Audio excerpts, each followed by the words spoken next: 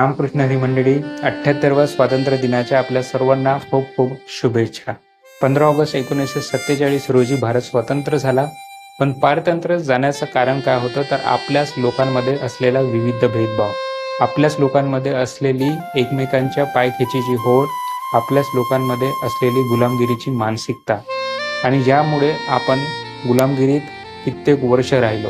पण बुद्धिमान लोकांना जेव्हा हे समजलं की या गुलामगिरीतून बाहेर निघून स्वतंत्र देश आपला उभा करणं गरजेचं आहे, तेव्हा अनेक स्वतंत्र सैनिक गावाखेड्यातून ते आंतरराष्ट्रीय स्तरापर्यंत निर्माण झाले आणि या देशाला स्वातंत्र्य त्यांनी मिळवून दिलं.